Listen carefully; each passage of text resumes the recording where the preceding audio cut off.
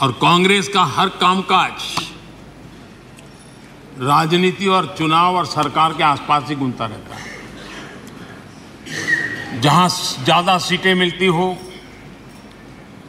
राजनीति की अपनी खिचड़ी पकती है, तो वहां तो मजबूरन सही कुछ कर लेते हैं।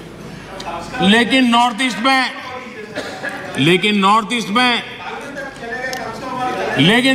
में देश सुन रहा है। नॉर्थ ईस्ट में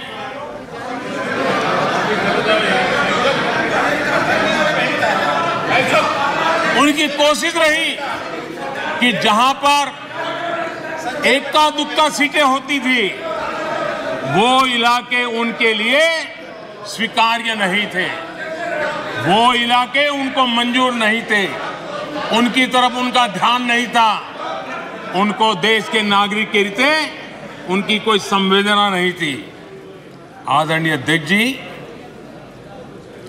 और इसलिए जहां इक्का दुक्का सीटें हुआ करती थी, उसके प्रति सौतेला व्यवहार ये कांग्रेस के डीएनए में रहा है। पिछले कई वर्षों का इतिहास देख लीजिए। नॉर्थ ईस्ट में उनका ये रवैया था। लेकिन अध्यक्ष जी, मैं पिछले 9 साल के मेरे प्रयासों से कहता हूं कि हमारे लिए नॉर्थ ईस्ट हमारे जिगर का टुकड़ा है।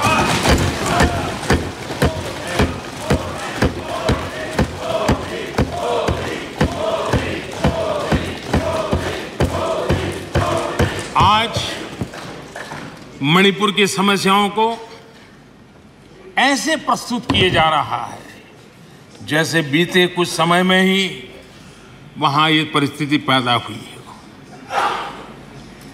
कल अमित भाई ने विस्तार से बताया है समस्या क्या है, कैसे हुआ है।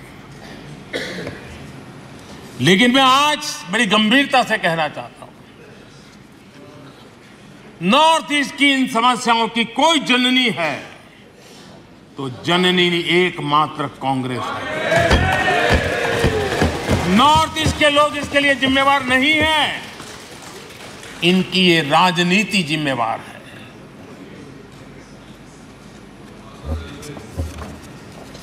आदरणीय अध्यक्ष जी, भारतीय संस्कारों से ओतप्रोत मणिपुर,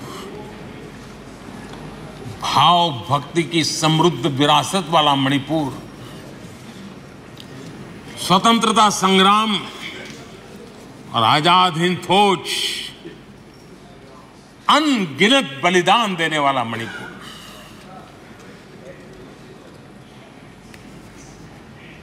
कांग्रेस के शासन में ऐसा महान हमारा भूभाग अलगाव की आग में बलि चढ़ गया था।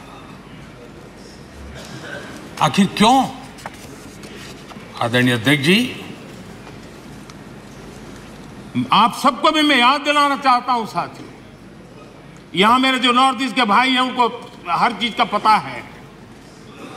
जब मणिपुर में वो एक समय था, हर व्यवस्था उग्रवादी संगठनों की मर्जी से चलती थी, वो कहे वो होता था। और उस समय सरकार किसकी थी मणिपुर में? किसकी सरकार थी? जब सरकारी दफ्तरों में महात्मा गांधी की फोटो नहीं लगाने दी जाती थी, तब सरकार किसकी थी? जब मोइरांग में आजाद हिंद फौज के संग्रहालय पर नेताजी सुभाष चंद्र बोस की प्रतिमा पर बम फेंका गया, तब मणिपुर में सरकार किसकी थी? तब मणिपुर में सरकार किसकी थी? आदरणीय अध्यक्ष जी,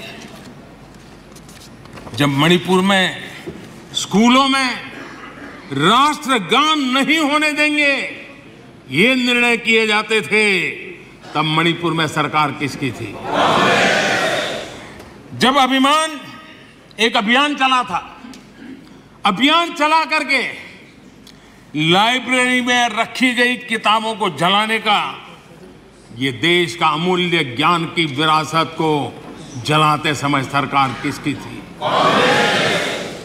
जब मणिपुर में मंदिर की घंटी शाम को 4 बजे बंद हो जाती थी, ताले लग जाते थे, पूजा अर्चन करना बड़ा मुश्किल हो जाता था, सेना का पहरा लगाना पड़ता था।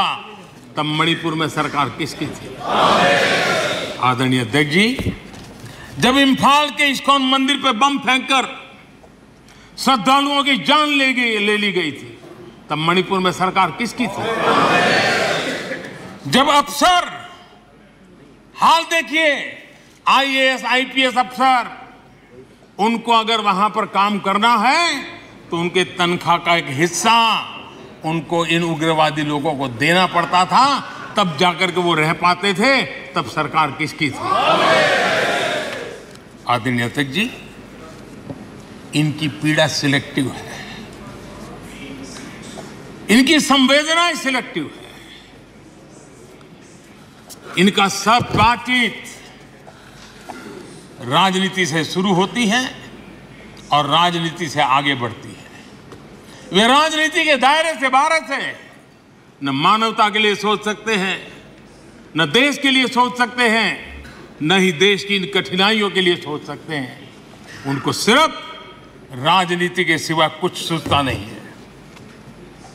आदरणीय अध्यक्ष जी, मणिपुर में जो सरकार है और पिछले 6 साल से इन समस्याओं का समाधान ढूंढने के लिए लगातार कोशिश, समर्पित भाव से कोशिश कर रही है।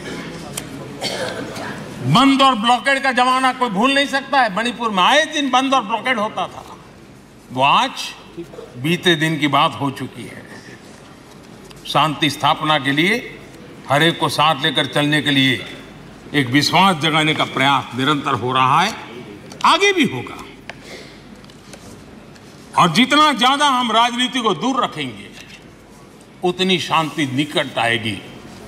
ये मैं देशवासियों को विश्वास दिलाना चाहता हूं। आदरणीय अध्यक्ष जी, हमारे लिए नॉर्थ ईस्ट आज भले हमें दूर लगता हो, लेकिन जिस प्रकार से साउथ ईस्ट एशिया का विकास हो रहा है, जिस प्रकार से आसियान देशों में का महत्व बढ़ रहा है, वो दिन दूर नहीं होगा। हमारे ईस्ट की इस प्रगति के साथ साथ नॉर्थ ईस्ट वैश्विक दृष्टि से सेंटर पॉइंट बनने वाला है। और मैं ये देख रहा हूं, और इसलिए मैं पूरी ताकत से आज नॉर्थ ईस्ट की प्रगति के लिए कर रहा हूं, वोट के लिए नहीं कर रहा हूं जी। मुझे मालूम है कि करवट लेता हुआ विश्व की नई संरचना किस प्रकार से साउथ ईस्ट एशिया और आसियान कंट्री के अंदर प्रभाव पैदा करने वाली, और तब नॉर्थ ईस्ट का क्या महत्व बढ़ने वाला है, और नॉर्थ ईस्ट की जाहो जलाली गौरव गान फिर से कैसे शुरू होने वाला है, वो मैं देख सकता हूं, और इसलिए मैं लगा।